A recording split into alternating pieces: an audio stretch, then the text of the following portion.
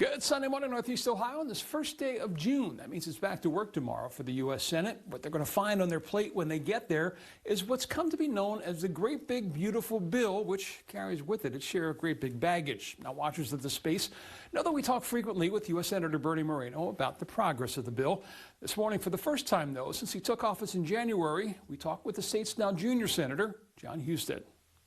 John Husted has spent the last 24 years in government, all in Columbus. That changed abruptly in January when Governor Mike DeWine asked his lieutenant governor to fill the Senate seat of newly sworn-in Vice President J.D. Vance. His transition period lasted all of 4 days before he himself was sworn in by Vance January 21st. So help you God.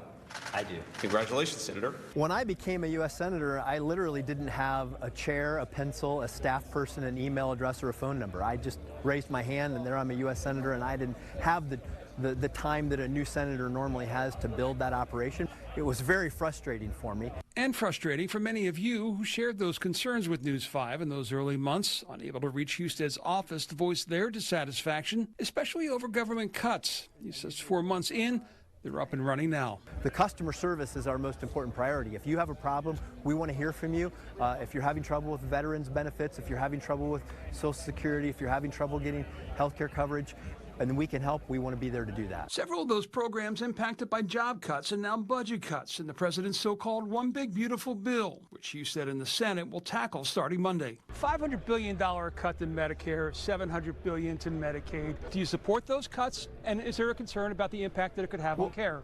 Remember why we have to do this? Because if we fail to renew the tax plan, it will be a $4 trillion tax increase on working families and small businesses. That's why we have to get it done. I think you can find a balance between providing tax relief and structuring government to find savings so that we can make it sustainable. That'll be my goal. That's what I'm going to try to do as a senator. But that $4 trillion tax cut is what the Congressional Budget Office says would add to the deficit. Oh, that's not true.